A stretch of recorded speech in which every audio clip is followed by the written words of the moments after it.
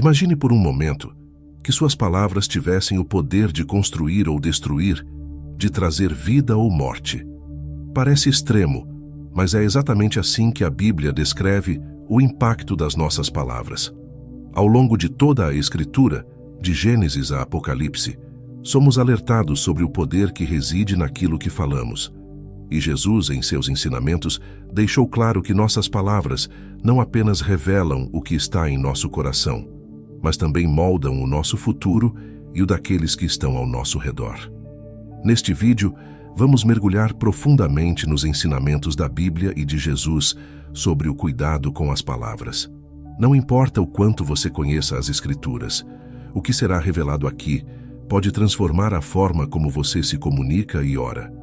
Mas assista esse vídeo até o final, pois o último ensinamento é o mais importante de todos. Número 1. O poder das palavras em momentos de ira. Você já se pegou dizendo algo que não deveria, no calor de uma discussão e depois se arrependeu profundamente? É como se as palavras escapassem de nós como uma tempestade que, uma vez liberada, não pode mais ser contida. Essas palavras, muitas vezes impensadas, têm um poder imenso, e suas consequências podem durar muito mais do que o momento em que foram ditas. O que parecia ser apenas uma explosão de raiva pode gerar marcas que perduram, destruindo relacionamentos, confiança e até mesmo a nossa paz interior. A Bíblia é clara sobre isso. A resposta calma desvia a fúria, mas a palavra ríspida desperta a ira. Provérbios capítulo 15, versículo 1. Você já experimentou o impacto de uma palavra calma em meio ao caos?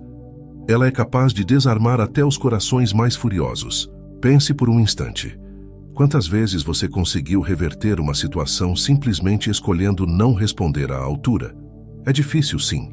Em meio à ira, tudo dentro de nós grita por uma resposta, uma defesa ou, o pior, um ataque. Queremos nos proteger, queremos ser ouvidos, queremos vencer a discussão. No entanto, Jesus, com sua infinita sabedoria, nos mostrou um caminho diferente. Quando ele foi confrontado, quando foi insultado e injustamente acusado, ele não respondeu com raiva. Ao contrário, suas palavras ou até mesmo seu silêncio sempre demonstraram domínio, autocontrole e, acima de tudo, amor. Porque o verdadeiro poder não está em responder ao ódio com mais ódio, mas em trazer paz onde há guerra. Imagine a sua vida como uma casa em chamas. A raiva é o fogo que destrói rapidamente tudo ao redor.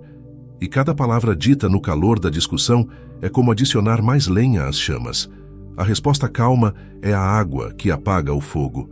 Mas essa água precisa vir de dentro de nós, de um poço profundo de paciência e sabedoria que só é preenchido quando nos aproximamos de Deus e buscamos sua orientação. A cada vez que você responde com gentileza em um momento de ira, você está escolhendo apagar o fogo e restaurar a paz. Em Mateus capítulo 5, versículo 9, Jesus nos diz: Bem-aventurados os pacificadores, pois serão chamados filhos de Deus. Você já parou para pensar que, ao controlar sua língua, você está se aproximando de ser um verdadeiro pacificador? A raiva cega. Ela nos faz esquecer quem somos e muitas vezes nos transforma em quem não queremos ser. E é aí que as palavras, tão facilmente proferidas, se tornam armas poderosas. Mas essas armas não são para ferir os outros apenas. Elas também nos ferem. Porque no final, o que resta? A dor do outro lado e a culpa do nosso lado. Por isso, controlar a ira e as palavras não é apenas uma questão de sabedoria prática, mas uma escolha espiritual profunda. Você está escolhendo proteger seu coração e o coração daqueles ao seu redor. Quando você sentir a ira crescendo dentro de si, lembre-se do que Tiago, capítulo 1, versículo 19, nos ensina. Sejam todos prontos para ouvir, tardios para falar e tardios para irar-se. Ouvir é um ato de humildade. É dar espaço para que o outro expresse suas emoções sem que você precise reagir imediatamente. Ser tardio para falar significa escolher suas palavras com cuidado, pensando não apenas no impacto imediato, mas nas cicatrizes que podem ser deixadas.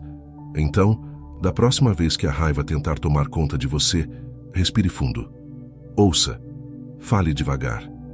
E lembre-se, você tem o poder de acalmar a tempestade, não de intensificá-la.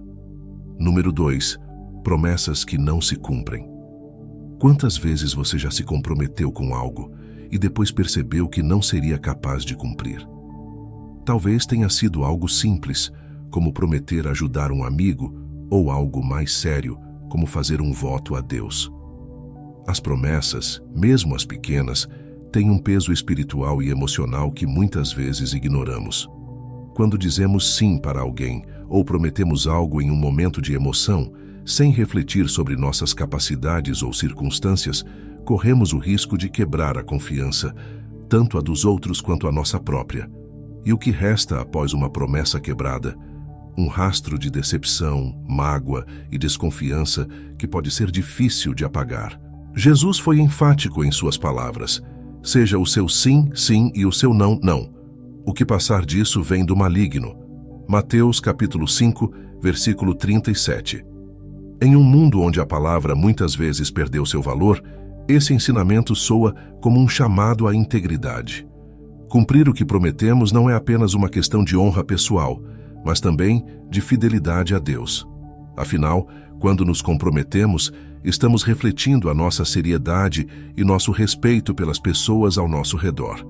E quando não cumprimos, não apenas os outros são afetados, mas também nossa própria relação com Deus. Há algo profundo e transformador em dizer não quando realmente não podemos cumprir algo. Parece simples, mas a verdade é que muitos de nós temos dificuldade em recusar pedidos, promessas ou compromissos por medo de desapontar. Mas dizer não no momento certo é, na verdade, um ato de sabedoria. É reconhecer nossas limitações humanas e não se colocar em situações onde a falha é quase certa. Ao fazer isso, preservamos nossa integridade e evitamos carregar o fardo da culpa por não ter cumprido o que prometemos. Quando você quebra uma promessa, pode se sentir como um barco à deriva, sem rumo, sem direção. E o peso dessa promessa não cumprida começa a corroer sua paz interior. É como uma âncora invisível que impede seu coração de estar em paz com Deus. Por isso, a honestidade em nossas promessas é uma das maiores provas de nossa fé. Não se trata apenas de falar, mas de agir de acordo com o que falamos. Em Eclesiastes, capítulo 5, versículo 5, lemos: é melhor não fazer voto do que fazer e não cumprir. Deus valoriza a palavra que sai de nossa boca e nós também devemos valorizar. Você já parou para pensar como uma promessa não cumprida pode impactar a vida de outra pessoa? Talvez você tenha prometido estar presente em um momento difícil, prometido apoio ou até mesmo algo material. Quando falhamos em cumprir, estamos dizendo, sem palavras, que aquela pessoa e aquele momento não eram importantes o suficiente para nós. E essa é uma ferida difícil de curar. Por outro lado, cumprir nossas promessas fortalece os laços, constrói confiança e, mais importante, nos aproxima do propósito que Deus tem para nós. A próxima vez que você sentir a tentação de prometer algo no calor do momento, faça uma pausa. Pergunte a si mesmo: eu realmente posso cumprir isso? Estou disposto a sacrificar tempo, energia ou recursos para honrar essa palavra? Porque no final das contas, sua palavra é um reflexo direto do seu caráter. E quando sua palavra é sólida, você se torna uma pessoa em quem os outros confiam, alguém em quem Deus pode confiar para grandes coisas. Então, da próxima vez que você der sua palavra, faça com sabedoria. Lembre-se do que está em jogo: a confiança, o respeito e, mais importante, a honra diante de Deus. Número 3. O veneno da fofoca. Você já percebeu como uma simples frase pode se transformar em um rio de maldade? A fofoca, muitas vezes disfarçada de preocupação ou curiosidade, é um veneno sutil que destrói relações, famílias e comunidades. Quando você se envolve em fofoca, pode parecer algo inofensivo, mas suas palavras são como pequenas faíscas que, ao serem espalhadas, podem incendiar tudo ao redor. A Bíblia nos alerta sobre esse perigo de forma contundente. A língua também é um fogo, um mundo de iniquidade. Tiago, capítulo 3, versículo 6. Você consegue visualizar o estrago que um pequeno fogo faz em uma floresta? Assim também são as palavras não cuidadas que disseminamos por meio da fofoca. A fofoca é sorrateira. Ela se apresenta como uma conversa casual, uma troca de informações aparentemente inofensiva. Mas, no fundo, ela carrega intenções destrutivas, seja para denegrir a imagem de alguém, para promover intrigas ou simplesmente para satisfazer a curiosidade.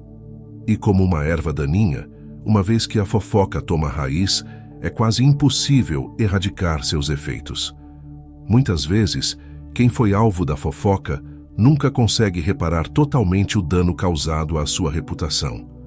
Pense nas vezes em que você foi o alvo, como isso afetou seu coração, como minou sua confiança nas pessoas. Jesus, em toda a sua sabedoria, nos mostrou o oposto desse comportamento. Ele não se envolvia em intrigas, não promovia divisões e nunca permitiu que suas palavras fossem usadas para desunir. Ao contrário, ele sempre falou com verdade e amor, buscando curar e restaurar. Quando você se afasta da fofoca, você está caminhando na direção de Cristo. Em Provérbios capítulo 16, versículo 28, lemos: O homem perverso espalha conflitos e o difamador separa os maiores amigos. Ou seja, a fofoca não apenas fere o indivíduo, mas é uma força que separa até os laços mais fortes. Agora pense por um momento. O que faz uma pessoa se envolver em fofoca? Muitas vezes é o desejo de se sentir superior, de ter uma informação que o outro não tem, de ser o centro das atenções. Mas isso é uma armadilha perigosa. A fofoca engana, pois oferece uma satisfação momentânea. Mas o que ela realmente faz é envenenar o coração daquele que a espalha. Você já ouviu o ditado: aquilo que você planta, você colhe? O que você planta ao falar dos outros pelas costas? Você planta desconfiança, inimizade e, inevitavelmente, isso voltará para você. No entanto, existe uma maneira de quebrar esse ciclo. A primeira atitude é escolher deliberadamente não participar. Se alguém vier até você com fofocas, corte a conversa com firmeza, mas com amor. Diga: eu prefiro não falar sobre isso. Isso não apenas interrompe o fluxo do veneno, mas também dá um exemplo poderoso de integridade. Tiago, capítulo 4, versículo 11, nos lembra: Irmãos, não falem mal uns dos outros. Quando você decide não se envolver na fofoca, você se posiciona do lado da verdade e da justiça. Você já percebeu como depois de uma conversa cheia de fofocas, o ambiente fica pesado, carregado de negatividade? Isso acontece porque a fofoca não edifica, ela destrói. Ela suga a alegria, rouba a paz e cria um ambiente de desconfiança. Por outro lado, quando você escolhe usar suas palavras para edificar, para trazer cura e unidade, o ambiente muda. Você se torna uma fonte de vida, uma luz em meio às trevas. Portanto, o desafio é simples, mas profundo. Como você tem usado suas palavras? Como uma chama que destrói ou como uma luz que ilumina? Porque no final seremos julgados pelas palavras que falamos.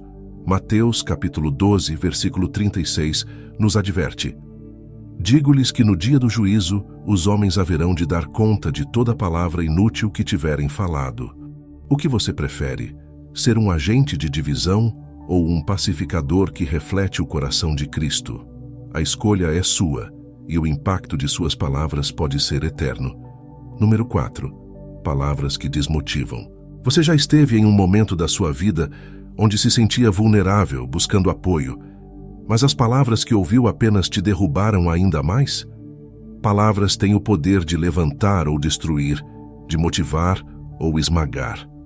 Imagine estar no fundo de um poço, estendendo a mão para alguém que poderia te puxar para cima.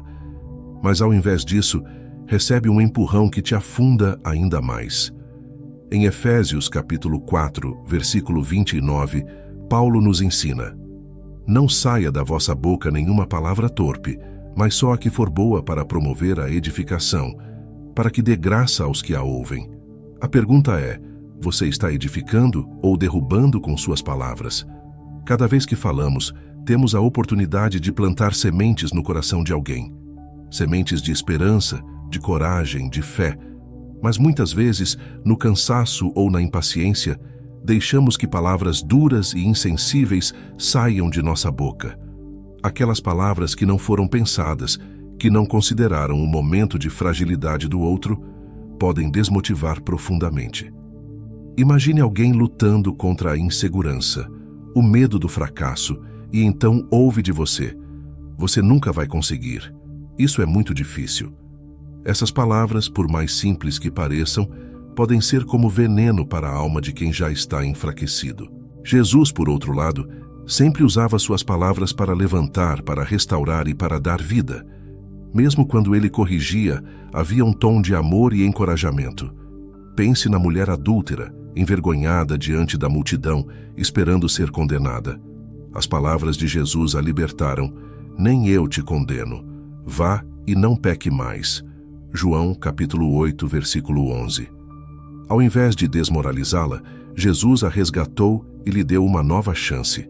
Que contraste com as palavras de condenação daqueles que queriam apedrejá-la. Jesus nos ensina a falar com compaixão, oferecendo ao outro uma nova oportunidade de recomeço. Quantas vezes você já disse algo que fez alguém desistir de um sonho ou perder a motivação para continuar lutando? Talvez tenha sido uma palavra sem malícia, uma opinião sincera, mas que desmotivou a pessoa naquele momento crucial. Cada palavra que sai de nossa boca tem um destino. Algumas palavras caem em corações férteis e florescem. Outras caem em corações frágeis e apagam as últimas faíscas de esperança. Tiago, capítulo 3, versículo 5, compara a língua a uma pequena faísca que pode incendiar uma grande floresta. Essa comparação é poderosa, pois nos lembra que o tamanho de nossas palavras não define o impacto que elas terão. Em situações de desânimo, você pode escolher ser aquele que oferece apoio ou aquele que empurra para baixo. É muito mais fácil criticar, apontar os erros ou duvidar das capacidades do outro.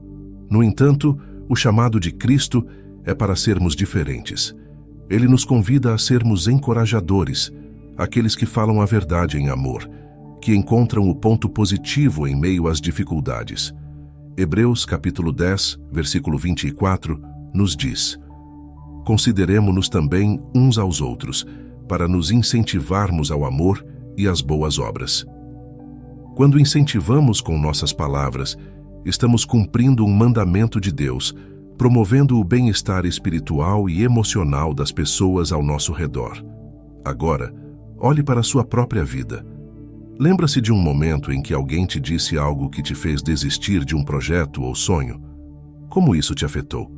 E por outro lado, lembre-se das vezes em que uma simples palavra de apoio te deu forças para continuar quando tudo parecia perdido. As palavras são poderosas ferramentas de transformação.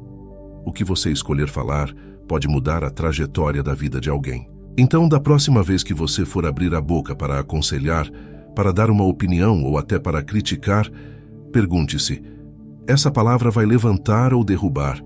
Porque as palavras que saem da sua boca podem ser a chave para o sucesso ou para o fracasso de alguém. Deus nos deu o poder de abençoar com a língua, e quando a usamos para edificar, estamos agindo como instrumentos do reino. Número 5. Juramentos desnecessários. Você já se pegou jurando algo para provar que está falando a verdade? Muitas vezes, em meio a uma discussão ou quando queremos convencer alguém, sentimos a necessidade de usar juramentos para validar nossas palavras.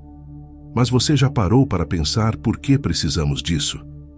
No fundo, é porque nossa palavra sozinha perdeu seu peso. Jesus, em sua infinita sabedoria, nos deu uma lição poderosa. Mas eu lhes digo, não jurem de forma alguma.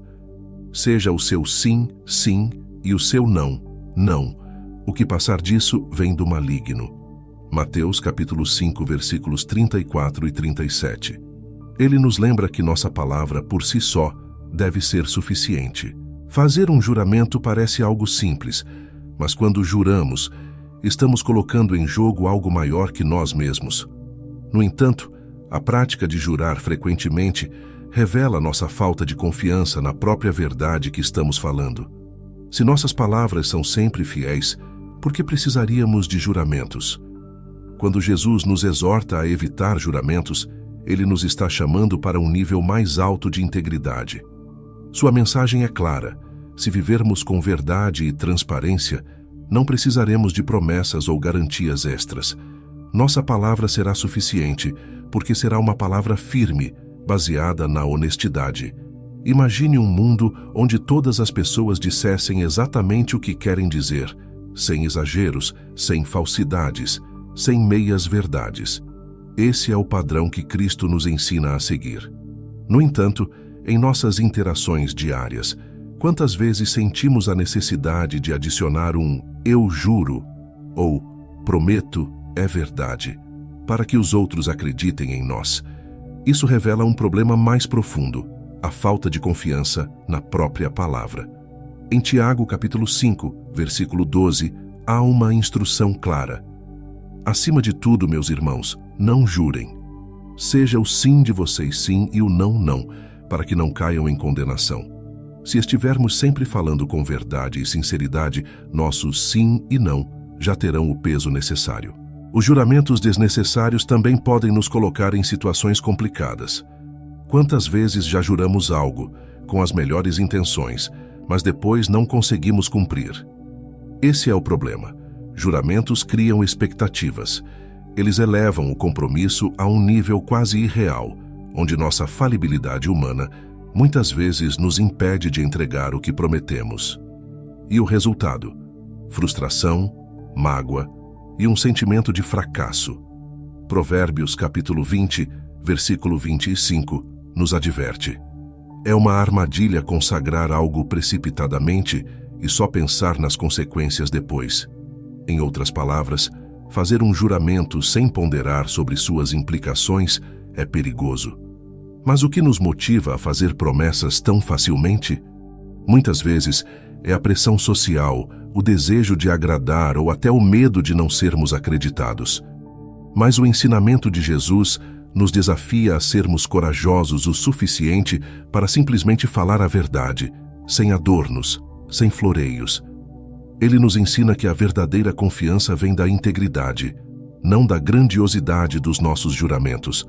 Quando vivemos de acordo com esse princípio, nossa palavra começa a ganhar peso e não há mais necessidade de adicionar promessas vazias para validá-la.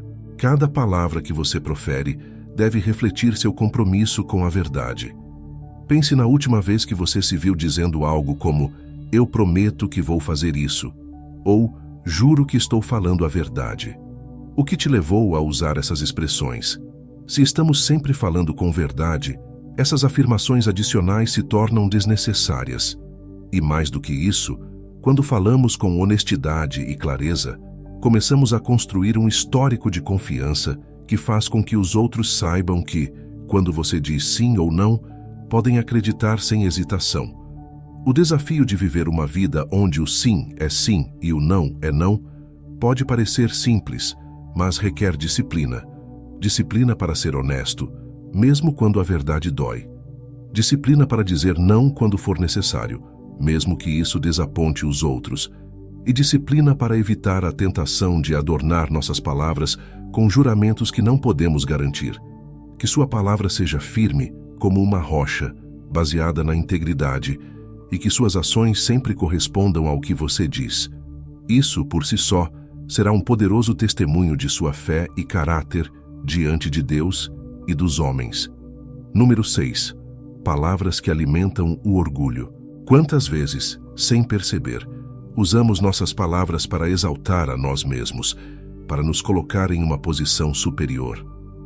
O orgulho é sutil, ele não entra com estrondo, mas sim através de pequenas brechas, muitas vezes por meio das nossas próprias palavras. Nós nos elogiamos, nos enaltecemos e buscamos a aprovação dos outros. No entanto, em Provérbios capítulo 27, versículo 2, somos advertidos: que te louve um estranho, e não a tua própria boca, um desconhecido e não os teus lábios. Mas em nossa busca por reconhecimento, acabamos alimentando o orgulho, uma armadilha que Jesus constantemente nos advertiu a evitar. O orgulho se disfarça de muitas formas.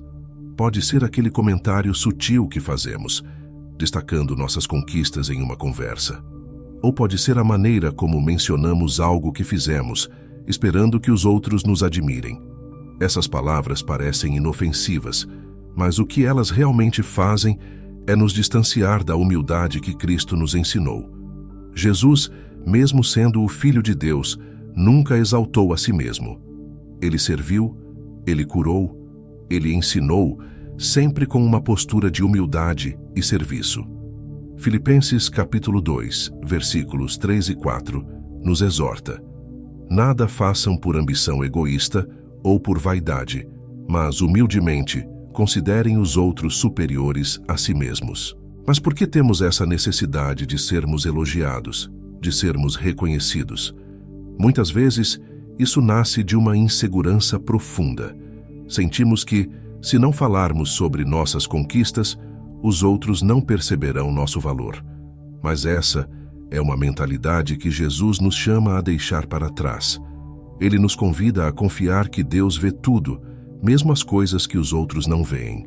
Quando buscamos a aprovação divina e não a dos homens, nossas palavras deixam de ser sobre nós mesmos e passam a ser uma extensão do amor e da humildade de Cristo. Pense por um momento. Quantas vezes você já ouviu alguém falar de suas próprias conquistas de forma a se elevar? Como você se sentiu? Provavelmente, houve uma sensação de desconforto, talvez até de distanciamento. O orgulho, quando manifestado nas palavras, afasta as pessoas. Ele cria uma barreira, pois ao tentar se colocar acima dos outros, inevitavelmente, você as empurra para baixo. Em Lucas capítulo 14, versículo 11, Jesus nos lembra: pois todo o que se exalta será humilhado, e o que se humilha será exaltado. Essa é uma verdade que ecoa em todos os aspectos de nossa vida, especialmente em nossas palavras. A humildade não é se desvalorizar, mas sim reconhecer o valor dos outros e o poder de Deus em nossas vidas. Quando escolhemos falar com humildade, abrimos espaço para que Deus seja glorificado em nossas palavras, e não nós mesmos. Jesus nunca precisou provar quem ele era através de palavras de autoexaltação. Seus atos, sua compaixão e sua verdade falavam por ele, e é esse o modelo que devemos seguir. Deixe que suas ações falem por si, e que os outros reconheçam o que você faz, sem que você precise apontar isso constantemente.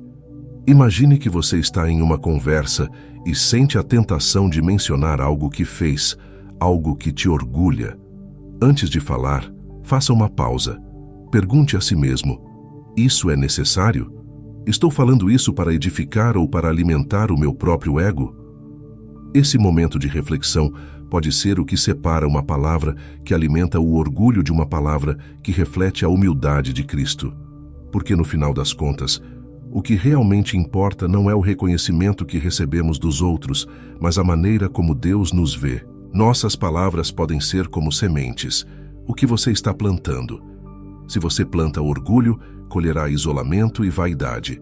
Mas se planta humildade, colherá relações genuínas e a aprovação de Deus.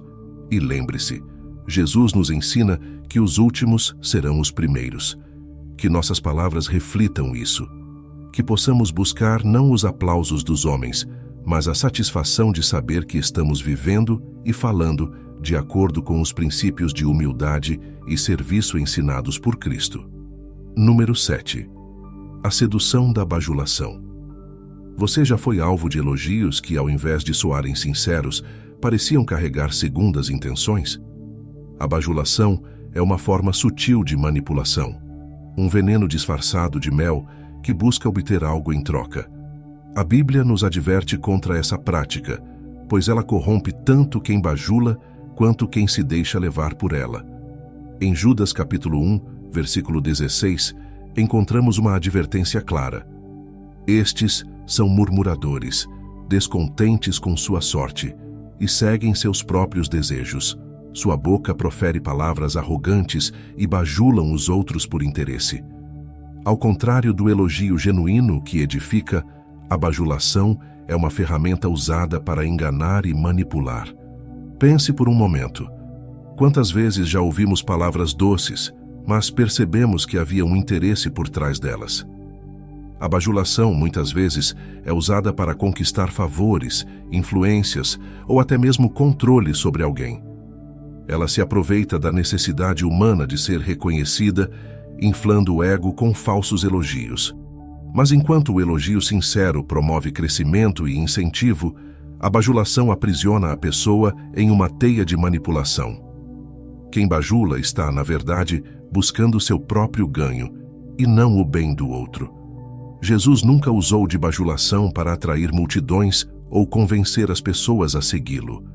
Ele não prometia riquezas ou facilidades em troca de seguidores. Suas palavras eram verdadeiras e desafiadoras, e por isso atraíam aqueles que buscavam a verdade. Em João capítulo 6, versículo 26, Jesus confronta as motivações de alguns que o seguiam apenas pelo que podiam obter. Em verdade vos digo, vós me procurais não porque vistes os sinais, mas porque comestes do pão e vos fartastes. Ele expôs que seguir por interesse próprio ou atrair por falsos elogios é uma prática vazia. A bajulação se diferencia do elogio genuíno porque é feita com o objetivo de receber algo em troca. Não tem a intenção de edificar, mas de manipular o outro para obter algum tipo de benefício. Talvez você já tenha sido elogiado por algo que não fez, ou exageradamente, de uma forma que até te deixou desconfortável. Esse é o sinal de que o elogio não é sincero, e o perigo é que quando aceitamos esses elogios, alimentamos em nós o orgulho e aos poucos nos tornamos mais suscetíveis à manipulação alheia. Você já parou para pensar em quantas vezes aceitamos a bajulação sem questionar? A natureza humana gosta de ser exaltada, de se sentir importante. Mas o problema com a bajulação é que ela nos distancia da verdade e nos faz acreditar em uma imagem distorcida de nós mesmos. O resultado? Uma queda inevitável. Em Provérbios capítulo 29, versículo 5, lemos: O homem que lisonjeia o seu próximo está armando uma rede para os seus pés. Ou seja, a bajulação não é uma base sólida. Ela é uma armadilha, tanto para quem a dá, quanto para quem a recebe. Agora pense nas palavras de Jesus. Ele nunca precisou bajular para ser aceito. Ao contrário, suas palavras eram duras quando precisavam ser, sempre focadas na verdade e no bem-estar espiritual daqueles que o seguiam. A verdade, por mais que seja difícil, é sempre libertadora. Quando falamos a verdade em amor, estamos refletindo o caráter de Cristo. A bajulação, no entanto, aprisiona, porque ela engana, inflama o ego e nos distancia de quem realmente somos e do que realmente precisamos ouvir. Então, como podemos evitar cair na armadilha da bajulação? Primeiro, examinando nossas motivações. Se estamos elogiando alguém, é para edificar ou para obter algo em troca? E se estamos sendo elogiados, é por algo genuíno ou há um interesse oculto? Nossa sabedoria deve vir do Espírito Santo, que nos guia à verdade. Precisamos ser honestos, tanto em dar quanto em receber palavras, sempre buscando o que é verdadeiro e edificante. O desafio que Jesus nos propõe é falar sempre com sinceridade, sem exageros, sem falsas promessas, e também discernir quando estamos sendo alvo de palavras que não têm raiz na verdade. Afinal, um coração alimentado pela bajulação se distancia de Deus e se aproxima do orgulho. Que possamos escolher a sinceridade, a verdade e a humildade, rejeitando a sedução da bajulação e caminhando com integridade, como Cristo nos ensinou. Número 8. O perigo de palavras precipitadas. Você já disse algo sem pensar e no instante seguinte desejou poder voltar atrás? As palavras precipitadas são como flechas lançadas ao vento. Uma vez disparadas, não podem ser recolhidas.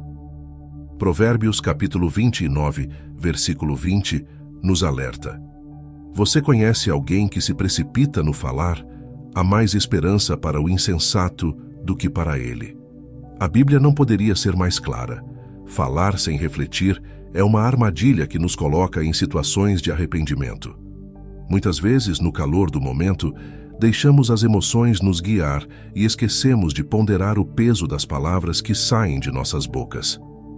As palavras, uma vez ditas, têm o poder de moldar relacionamentos, de construir ou de destruir, de curar ou de ferir. Quando falamos sem pensar, estamos nos arriscando a causar danos irreparáveis, especialmente nas pessoas que mais amamos. Uma palavra dura dita em um momento de raiva pode deixar cicatrizes profundas no coração do outro.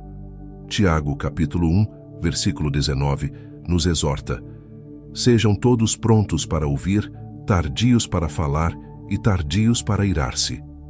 O conselho é claro: a sabedoria está na paciência. Devemos ouvir mais do que falamos e, antes de responder, considerar cuidadosamente nossas palavras. Imagine uma situação em que alguém te ofende e sua primeira reação é devolver a ofensa. No calor do momento, pode parecer justo, pode parecer uma resposta proporcional, mas logo depois você percebe que suas palavras só aumentaram a dor e a discórdia. A precipitação em falar nos faz perder o controle, e uma situação que poderia ser resolvida com calma e empatia se transforma em um conflito maior. Jesus, em sua infinita sabedoria, nos deu um exemplo poderoso de como devemos responder em situações tensas. Em Mateus capítulo 26, versículo 63, quando ele foi injustamente acusado, escolheu o silêncio. Ele não se precipitou, não se defendeu com palavras duras, mas confiou no tempo de Deus. A pressa em falar também pode nos levar a prometer coisas que não podemos cumprir ou a fazer afirmações das quais nos arrependemos.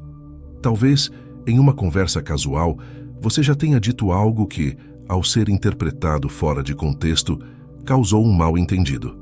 E quantas vezes já prometemos ajudar ou estar presentes em algo sem considerar nossas limitações de tempo ou energia? A palavra precipitada carrega consigo a carga da irresponsabilidade. Em Eclesiastes capítulo 5, versículo 2, somos advertidos: não seja precipitado de lábios, nem apressado de coração para fazer promessas diante de Deus. Cada palavra tem um peso, e ser responsável com o que dizemos é uma demonstração de maturidade espiritual. Ser tardio para falar não significa permanecer em silêncio o tempo todo, mas sim ter discernimento sobre quando e como falar. Há momentos em que o silêncio é a melhor resposta, e há momentos em que devemos falar com firmeza e verdade. Mas mesmo nesses momentos, nossas palavras precisam ser temperadas com graça. Colossenses capítulo 4, versículo 6, nos diz: a vossa palavra seja sempre com graça, temperada com sal, para que saibais como responder a cada um. O sal aqui representa sabedoria e ponderação, para que nossas palavras sejam sempre justas e edificantes. A precipitação no falar também revela uma inquietação interior. Muitas vezes, falamos sem pensar porque não estamos em paz conosco mesmos. Quando estamos conectados com Deus, quando estamos em paz com Sua vontade, nossas palavras fluem com mais calma, porque vêm de um coração tranquilo. Por outro lado, quando agimos com pressa, sem refletir, nossas palavras geralmente são fruto de impulsos, e não da sabedoria divina. Então, como podemos evitar cair na armadilha das palavras precipitadas? Primeiro, aprendendo a pausar. Antes de responder a qualquer situação, especialmente quando estamos emocionados, devemos nos dar o tempo de respirar e refletir. Essa pausa pode ser o que separa uma palavra de reconciliação de uma palavra de destruição. Segundo, devemos buscar em oração a sabedoria de Deus.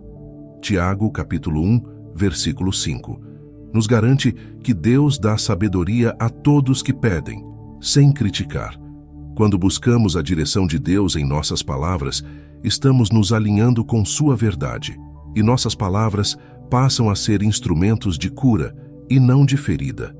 O verdadeiro desafio é viver de acordo com o que Jesus nos ensinou. falar menos, ouvir mais, e quando falarmos, que nossas palavras sejam reflexo da paz e da sabedoria que encontramos nele. Número 9. Palavras sem compaixão em momentos de dor. Você já esteve em um momento de grande dor, apenas para ouvir palavras que, ao invés de consolar, pareceram mais pedras atiradas contra o seu coração? Em momentos de sofrimento, as palavras que escolhemos podem fazer toda a diferença. Elas têm o poder de levantar alguém das profundezas da tristeza ou empurrá-lo ainda mais para o abismo. Em Romanos capítulo 12, versículo 15, encontramos uma orientação simples, mas poderosa. Alegrem-se com os que se alegram, chorem com os que choram. Jesus nos mostrou que a verdadeira compaixão não está apenas em estar presente fisicamente, mas em saber como usar as palavras certas no momento certo. Imagine estar no lugar de Jó, que perdeu tudo e estava em profundo sofrimento. Seus amigos, ao invés de trazerem consolo, passaram a questionar sua vida, acusando-o de estar em pecado e sugerindo que ele merecia o que estava passando. Em Jó, capítulo 19, versículo 2, Jó desabafa: Até quando me atormentarão e me esmagarão com palavras? As palavras de seus amigos, ao invés de aliviar a dor, apenas a aumentaram. Isso nos ensina que, mesmo com boas intenções, podemos falhar em oferecer o conforto necessário quando não temos a sensibilidade de falar com compaixão. A compaixão verdadeira se manifesta na capacidade de se colocar no lugar do outro, de sentir o que o outro está sentindo.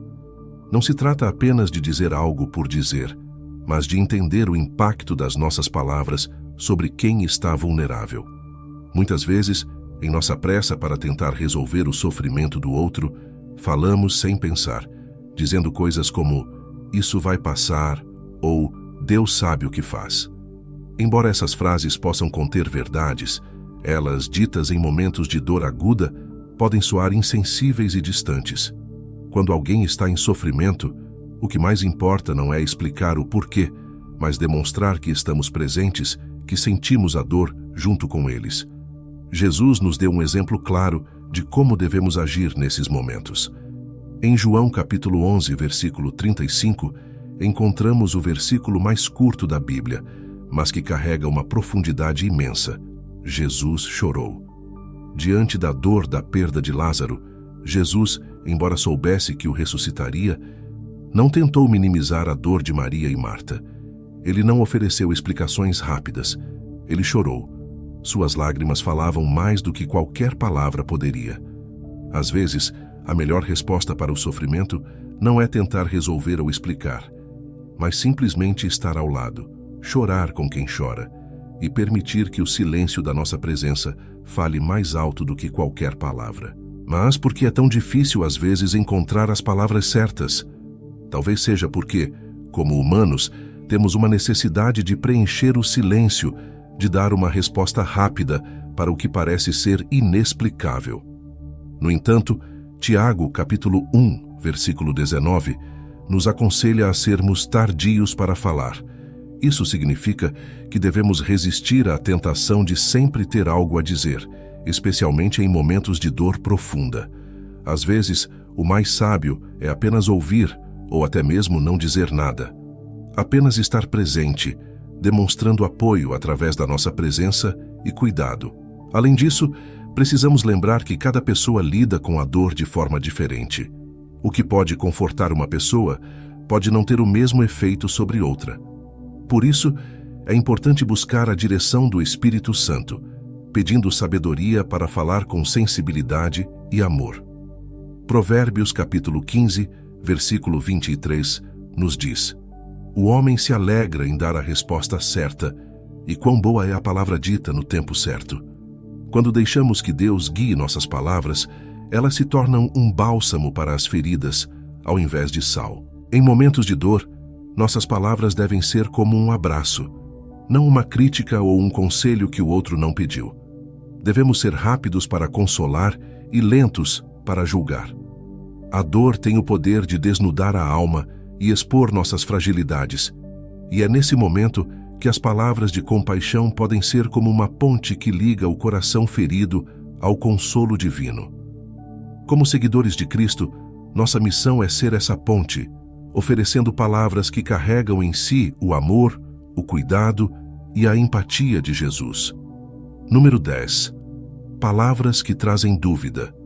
Você já parou para pensar no impacto que suas palavras podem ter na fé de outra pessoa?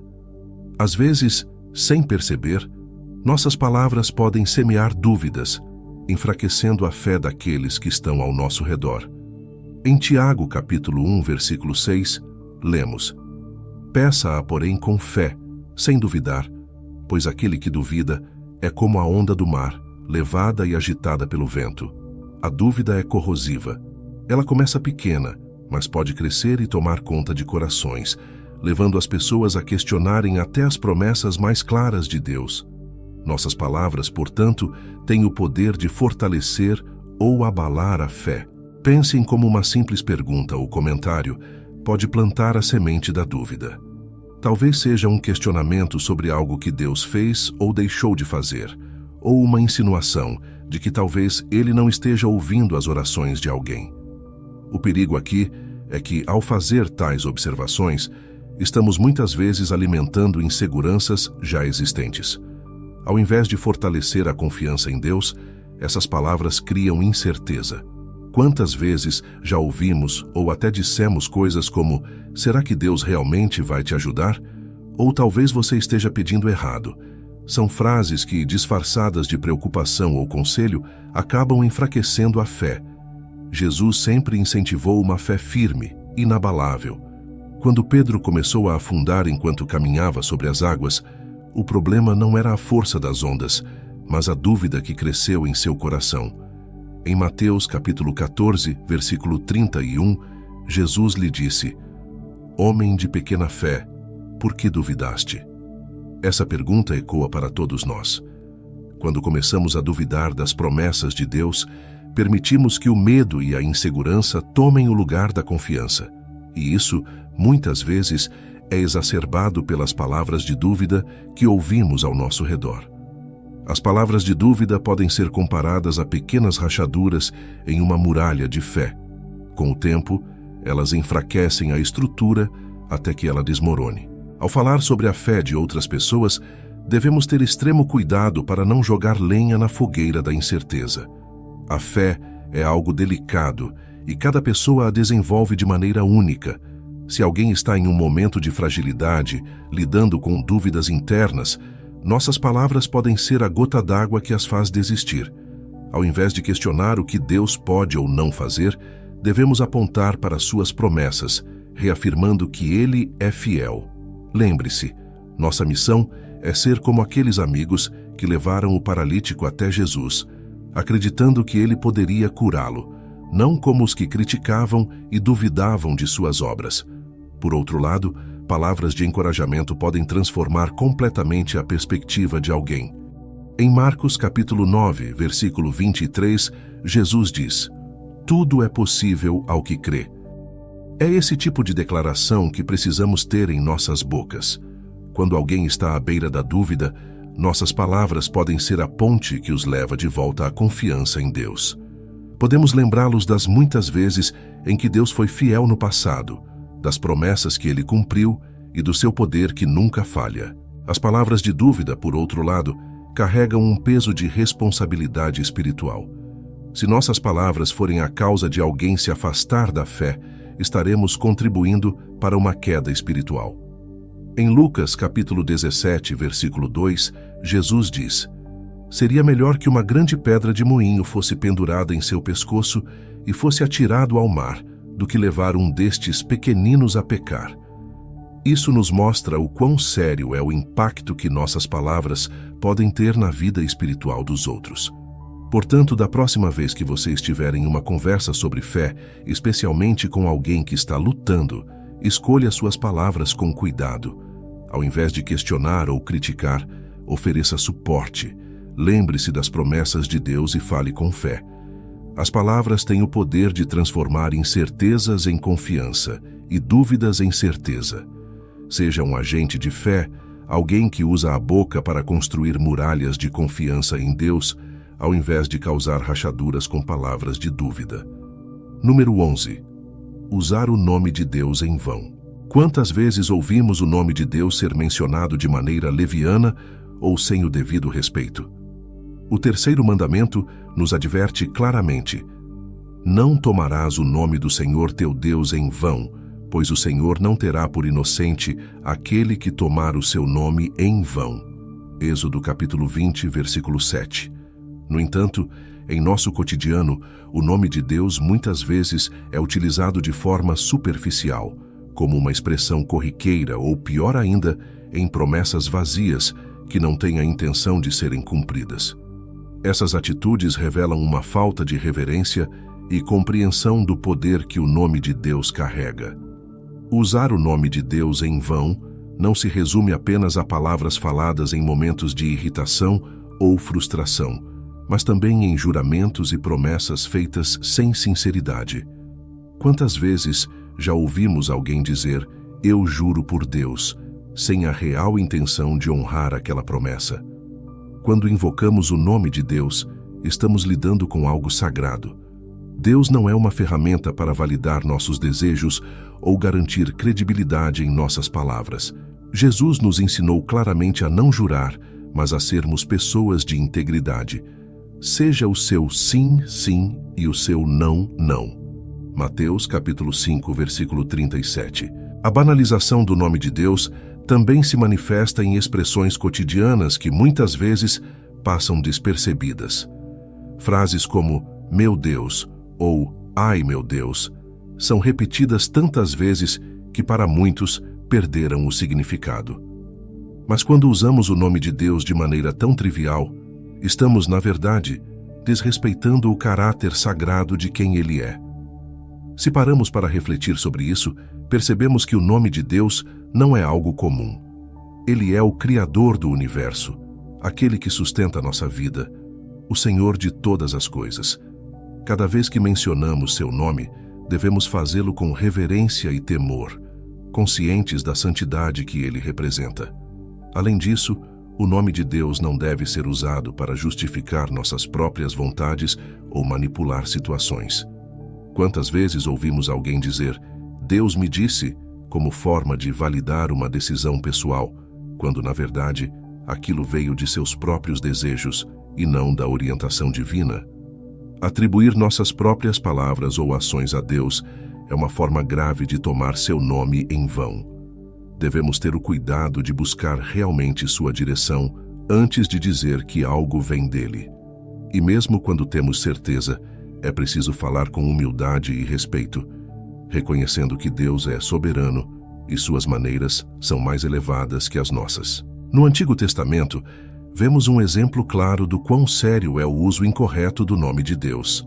Em Levítico capítulo 24, versículo 16, Deus decreta que qualquer pessoa que blasfemar contra seu nome deve ser punida com a morte.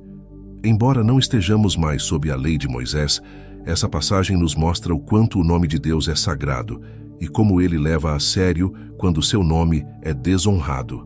Mesmo que as consequências físicas dessa ofensa não sejam mais aplicadas como naquela época, as consequências espirituais e emocionais ainda são reais. Usar o nome de Deus em vão também pode criar uma barreira em nosso relacionamento com Ele. Quando tratamos o nome de Deus de forma irreverente, estamos de certa forma nos distanciando de sua santidade. A reverência a Deus começa com a maneira como falamos sobre Ele. Nossas palavras refletem nosso coração, e quando usamos o nome de Deus com leviandade, isso revela uma falta de profundidade em nosso entendimento sobre quem Ele é. O Salmo 111, versículo 9, nos lembra: Santo e temível é o seu nome. Esse versículo nos convida a uma postura de reverência constante, tanto em palavras quanto em ações. Portanto, a cada vez que formos mencionar o nome de Deus, devemos fazer uma pausa e refletir. Estamos usando esse nome com o respeito e a adoração que ele merece? Ou estamos tratando algo sagrado como comum? A verdadeira sabedoria está em reconhecer o poder e a santidade do nome de Deus e honrá-lo em tudo o que falamos. Quando guardamos esse mandamento em nosso coração, nossas palavras se alinham com o caráter santo de Deus e nossa vida se torna um reflexo de seu respeito e amor. Número 12. Conselhos imprudentes. Quantas vezes, ao tentar ajudar alguém, oferecemos conselhos apressados, baseados mais em nossas próprias opiniões do que em sabedoria divina? Às vezes, sem perceber, podemos dar um conselho que, ao invés de guiar, leva a pessoa a uma direção perigosa. Em Provérbios capítulo 12, versículo 15, lemos: "O caminho do insensato parece-lhe justo, mas o sábio dá ouvidos aos conselhos." O problema com os conselhos imprudentes é que, por parecerem corretos aos nossos olhos, nos apressamos a oferecê-los sem considerar as consequências. E quando esses conselhos são dados sem sabedoria, podem prejudicar profundamente a vida de quem os recebe. Imagine alguém em um momento de decisão importante, lutando com dúvidas e buscando uma palavra de orientação. Ao ouvir um conselho superficial ou mal pensado, essa pessoa pode acabar seguindo um caminho que Deus nunca planejou para ela. O peso da responsabilidade que carregamos ao aconselhar é enorme. Devemos entender que, quando aconselhamos alguém, estamos, de certa forma, influenciando seu destino. Tiago, capítulo 3, versículo 1, nos adverte sobre a responsabilidade dos que ensinam e aconselham. "Meus irmãos, não sejais muitos de vós mestres, sabendo que receberemos maior juízo." Isso significa que precisamos ser extremamente cuidadosos ao aconselhar, pois nossas palavras podem ter impactos duradouros. Os conselhos imprudentes geralmente surgem de uma falta de paciência e discernimento. Em vez de ouvir com atenção, com um coração aberto para entender verdadeiramente a situação do outro, nos apressamos em dar uma resposta rápida. Essa atitude, muitas vezes, ignora o que a pessoa realmente precisa ouvir e acaba refletindo mais nossas próprias opiniões ou experiências pessoais do que a sabedoria de Deus. Mas a Bíblia nos ensina que devemos ser tardios para falar. Tiago capítulo 1, versículo 19. Essa sabedoria de ser lento ao falar é um lembrete de que os melhores conselhos vêm de uma escuta cuidadosa e de uma reflexão profunda. Jesus, nosso maior exemplo de conselheiro, nunca ofereceu respostas rápidas e impensadas. Ele sempre buscou entender a raiz do problema de quem o procurava. Pense na conversa que ele teve com a mulher samaritana em João capítulo 4. Jesus não apenas respondeu suas perguntas superficiais, mas foi direto ao coração do problema, oferecendo o que ela realmente precisava: a água viva. Esse tipo de conselho, que vem de um coração alinhado com a vontade de Deus, tem o poder de transformar vidas, de guiar alguém de volta ao caminho certo, mesmo que o conselho não seja o que a pessoa espera ouvir. Dar um bom conselho requer humildade, pois devemos estar dispostos a admitir que, muitas vezes, não temos todas as respostas. Em Provérbios capítulo 3, versículos 5 e 6, encontramos uma chave essencial: confie no Senhor de todo o coração e não se apoie em seu próprio entendimento. Reconheça o Senhor em todos os seus caminhos e Ele endireitará as suas veredas. Ao aconselhar, precisamos nos apoiar em Deus, reconhecendo que só Ele conhece o coração e os caminhos de cada pessoa. Quando oferecemos conselhos baseados em nossa própria compreensão limitada, estamos nos arriscando a guiar os outros na direção errada. Além disso, é importante lembrar que, muitas vezes, a melhor forma de aconselhar alguém é guiá-lo a buscar diretamente a sabedoria de Deus. Ao invés de oferecer respostas prontas, podemos incentivar as pessoas a orarem, a lerem as Escrituras e a buscarem a direção divina. Em vez de sermos a fonte de todas as respostas, podemos ser aquele que aponta para a verdadeira fonte, Deus. Tiago capítulo 1, versículo 5, nos garante: se algum de vocês tem falta de sabedoria, peça-a a Deus, que a todos dá livremente, de boa vontade, e lhe será concedida. Isso nos mostra que o melhor conselho é aquele que leva o outro a buscar a vontade de Deus para a sua vida. Então, da próxima vez que você se encontrar em uma posição de aconselhar alguém, pare por um momento, reflita, ore e peça a Deus sabedoria antes de falar. Nem sempre precisamos ter todas as respostas na ponta da língua. Às vezes, o melhor conselho que podemos dar é o de esperar, orar e buscar a direção de Deus juntos. Porque, no final, a sabedoria de Deus é perfeita, enquanto a nossa é limitada. Número 13. Palavras que bloqueiam o perdão. Você já se pegou repetindo palavras que mantêm viva uma ofensa, mesmo quando sabe que deveria perdoar? Palavras que bloqueiam o perdão podem ser sutis, mas poderosas. Elas se manifestam em frases que repetimos, que reafirmam a dor, a mágoa e a injustiça sofrida, tornando o ato de perdoar cada vez mais difícil. Jesus nos advertiu sobre isso de forma muito clara em Mateus capítulo 6, versículos 14 e 15. Pois se perdoarem as ofensas uns dos outros, o Pai Celestial também lhes perdoará. Mas se não perdoarem uns aos outros, o Pai Celestial não lhes perdoará as ofensas. Nossas palavras podem ser uma ponte para o perdão ou um bloqueio que nos mantém presos ao rancor. Quando falamos repetidamente sobre o que nos foi feito, sobre a dor que alguém causou, estamos fortalecendo a ofensa em nossos corações. Ao repetir as mágoas, alimentamos o ressentimento e tornamos o processo de perdão mais difícil. Ao invés de deixar que o perdão cure a ferida, as palavras acabam reabrindo-a. Elas se tornam como uma âncora, nos prendendo no passado e nos impedindo de avançar para a liberdade que o perdão oferece. Pense por um momento. Quantas vezes você já disse algo como "eu perdoo, mas não esqueço"? Embora essa frase possa parecer inofensiva, ela, na verdade, bloqueia o processo de perdão, pois mantém viva a mágoa. O perdão, segundo o ensinamento de Jesus, não é algo superficial. Ele não nos chama a dizer que perdoamos enquanto em nossos corações ainda alimentamos a dor. Ele nos chama a um perdão profundo, genuíno, que liberta tanto quem perdoa quanto quem é perdoado. Em Lucas capítulo 6, versículo 37, Jesus nos ensina: perdoem e serão perdoados. O ato de perdoar envolve uma escolha consciente de parar de reviver o que aconteceu, tanto em nossas mentes quanto em nossas palavras. Nossas palavras devem ser instrumentos de cura, não de perpetuação do sofrimento. Quando mantemos vivo o discurso de mágoa, estamos, na verdade, nos negando a viver a paz que Deus tem para nós. O perdão é um presente divino que nos liberta do peso do rancor. Mas para recebê-lo completamente, precisamos alinhar nossas palavras com o ato de perdoar. Em Efésios capítulo 4, versículo 31, Paulo nos exorta: livrem-se de toda amargura, indignação e ira, gritaria e calúnia, bem como de toda maldade. Esse versículo é um lembrete de que o perdão envolve mais do que uma decisão mental. Ele requer uma mudança no que falamos, nas palavras que usamos para descrever nossas experiências passadas.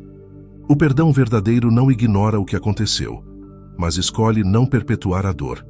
As palavras que alimentam o perdão são palavras de misericórdia e reconciliação. Isso não significa que devemos negar ou minimizar o que nos foi feito, mas que, ao invés de reviver o mal constantemente, escolhemos liberar o outro da dívida emocional que ele nos deve. Em Mateus capítulo 18, versículo 21, Pedro perguntou a Jesus quantas vezes ele deveria perdoar, e Jesus respondeu que não 7 vezes, mas 70 vezes 7. Isso mostra que o perdão é um processo contínuo, e nossas palavras precisam refletir esse compromisso diário de liberar o outro e a nós mesmos da prisão do rancor.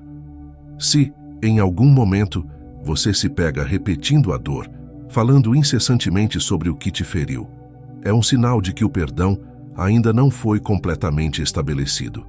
E isso é normal, pois o perdão é um processo. Mas a mudança começa com as palavras.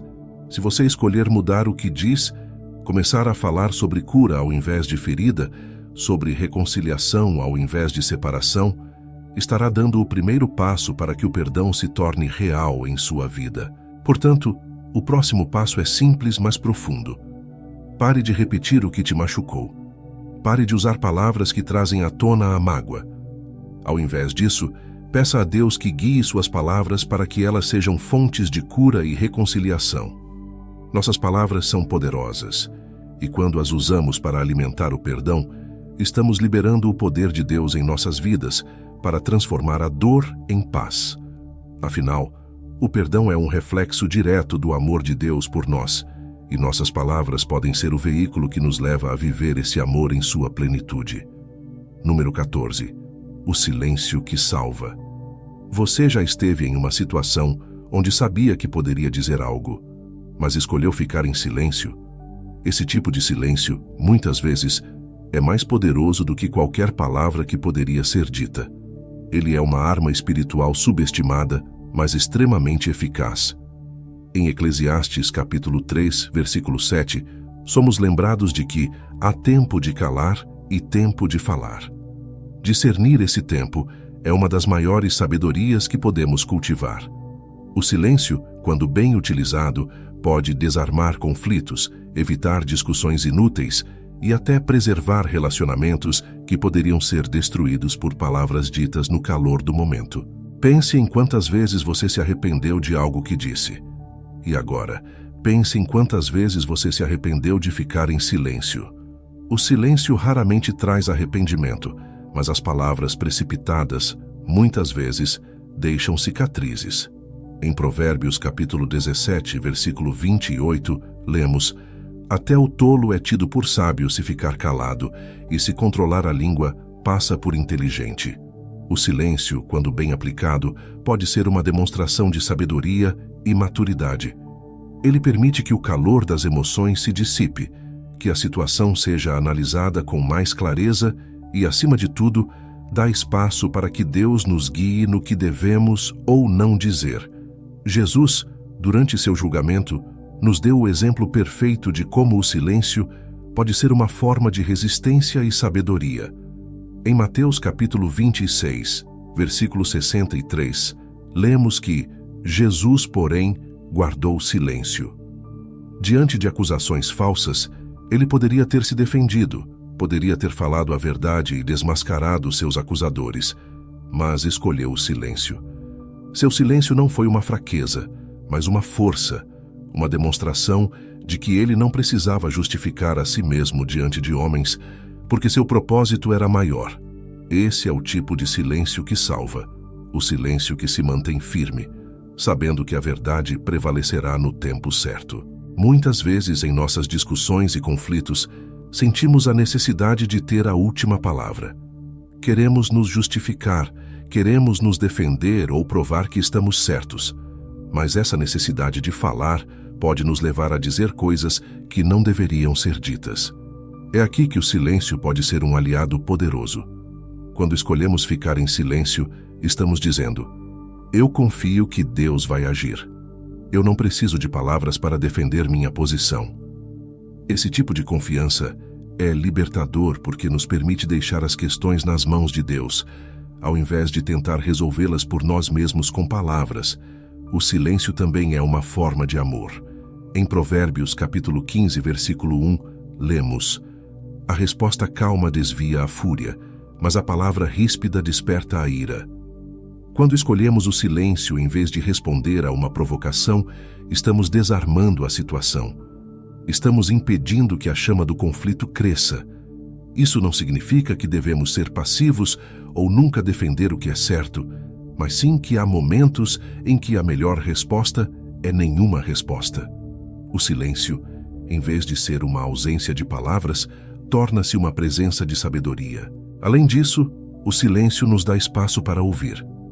Muitas vezes estamos tão focados em falar, em nos expressar, que esquecemos de ouvir o outro. E não apenas ouvir o que a outra pessoa está dizendo, mas ouvir a Deus. Quando escolhemos o silêncio, estamos criando um espaço onde o Espírito Santo pode nos guiar, nos dando as palavras certas, ou nos mostrando que, às vezes, as palavras não são necessárias. Tiago, capítulo 1, versículo 19, nos lembra: Sejam todos prontos para ouvir, tardios para falar e tardios para irar-se. O silêncio, então, se torna uma prática espiritual, onde damos espaço para a voz de Deus em nossas vidas. Por fim, o silêncio pode ser uma forma de intercessão. Quando ficamos em silêncio diante de uma situação difícil, podemos usar esse momento para orar em nosso coração. Ao invés de reagir com palavras, entregamos a situação a Deus, pedindo para que Ele intervenha. Esse tipo de silêncio não é uma omissão, mas uma escolha ativa de confiar em Deus, ao invés de confiar em nossa própria capacidade de resolver a questão com palavras. Em Salmos capítulo 46, versículo 10, encontramos uma promessa poderosa: aquietai-vos e sabei que eu sou Deus. Esse é o convite para que, em meio ao caos, escolhamos o silêncio e deixemos Deus ser Deus. Então, da próxima vez que você sentir a necessidade de falar, pare e considere o poder do silêncio. Talvez a melhor resposta não seja uma palavra, mas a ausência dela. Talvez, em seu silêncio, você encontrará a paz, a sabedoria e a direção que procura. E, acima de tudo, talvez através do silêncio, você permita que Deus fale por você. Número 15. Declarações que moldam o futuro. Você já parou para pensar no poder das palavras que você declara sobre sua vida e sobre a vida dos outros? Cada palavra que falamos tem o potencial de moldar o nosso futuro. Em Marcos capítulo 11, versículo 23, Jesus nos ensina algo surpreendente. Em verdade vos digo que se alguém disser a este monte, levanta-te e lança-te no mar, e não duvidar em seu coração, mas crer que se fará o que diz, assim será com ele. Nossas palavras têm um poder extraordinário, e aquilo que declaramos com fé pode se tornar realidade. As palavras que saem de nossa boca não são apenas sons, mas sementes que, quando plantadas no terreno da fé, podem gerar frutos no futuro. As declarações que fazemos, positivas ou negativas, influenciam diretamente nossa visão de mundo, nossas atitudes e até mesmo nossas decisões. Se continuamente declaramos palavras de derrota, dúvida ou medo, estaremos criando um futuro marcado por essas mesmas realidades. A Bíblia nos ensina que a boca fala do que está cheio o coração. Lucas capítulo 6, versículo 45. Se nosso coração está cheio de incertezas e preocupações, nossas palavras refletirão essa realidade. Mas se nosso coração está cheio de fé, esperança e confiança em Deus, nossas palavras serão um reflexo dessa fé, moldando um futuro de paz e vitória. Quantas vezes nos pegamos dizendo coisas como: eu nunca vou conseguir, isso é impossível para mim, ou eu não sou bom o suficiente. Essas declarações, ainda que ditas em momentos de frustração, têm um impacto profundo na forma como vivemos e enxergamos o mundo. Elas moldam nossas expectativas e, consequentemente, nossas ações. A Bíblia nos adverte sobre o poder da língua em Provérbios capítulo 18, versículo 21. A língua tem poder sobre a vida e sobre a morte. Os que a usam habilmente serão recompensados. O que estamos declarando sobre nossa própria vida? Estamos semeando palavras de vida ou de morte? Jesus nos deu o exemplo de como nossas palavras podem criar uma nova realidade. Ele não apenas falava, mas suas palavras carregavam autoridade e poder. Quando ele disse à tempestade: aquieta-te, acalma-te, Marcos capítulo 4, versículo 39. O vento e o mar obedeceram. Da mesma forma, quando ele disse ao cego: seja conforme a tua fé, a visão foi restaurada. As palavras de Jesus tinham o poder de transformar situações, e ele nos ensinou que, ao usarmos a fé, nossas palavras também podem mudar realidades. Mas, para isso, é necessário que nossas palavras estejam alinhadas com a vontade de Deus e com a fé que Ele nos deu. Há também um aspecto de responsabilidade em relação às palavras que declaramos sobre os outros. Quando dizemos a alguém: você nunca vai mudar, ou isso nunca vai dar certo para você, estamos lançando sobre essa pessoa uma profecia de fracasso. Devemos ter muito cuidado para não sermos instrumentos de desânimo, mas sim de esperança. As nossas palavras podem ser uma fonte de encorajamento e de fé para aqueles ao nosso redor, ou podem ser como pedras que os impedem de avançar.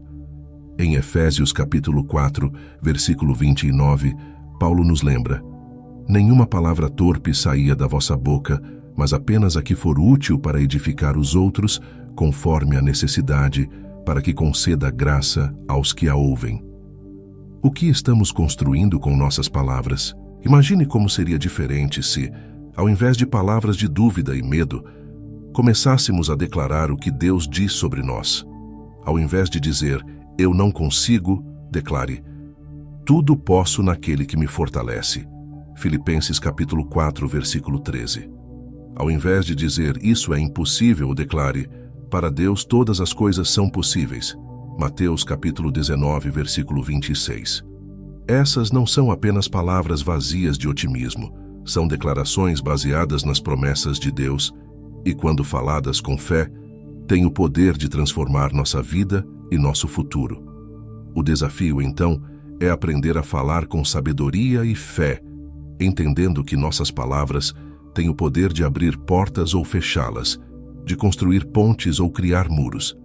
Cada declaração que fazemos sobre nós mesmos, sobre os outros ou sobre nossas circunstâncias está moldando o futuro que viveremos. Em vez de nos conformarmos com a realidade atual, podemos começar a declarar o que Deus nos prometeu. Isso significa que devemos vigiar o que sai de nossa boca e sermos intencionais em declarar vida, esperança e fé em todas as situações. Que possamos, a partir de hoje, ser cuidadosos com nossas palavras, sabendo que elas têm o poder de moldar o futuro. Quando nos alinhamos com a vontade de Deus e começamos a falar de acordo com a sua palavra, nossas declarações se tornam ferramentas poderosas nas mãos dele. Muito obrigado por assistir até o final. Espero que este vídeo tenha trazido novas reflexões sobre o poder das palavras e como elas podem moldar nossas vidas e nossa fé. Lembre-se de que cada palavra conta, e os ensinamentos de Jesus nos guiam a usá-las com sabedoria e amor. Se você gostou deste conteúdo e quer continuar aprofundando seus conhecimentos, não deixe de explorar mais vídeos aqui no canal. Temos muito mais conteúdo de valor, cheio de insights que podem transformar sua caminhada espiritual. Fique à vontade para curtir, comentar e compartilhar com quem você acha que também precisa ouvir essas mensagens. Que Deus abençoe suas palavras e seus caminhos.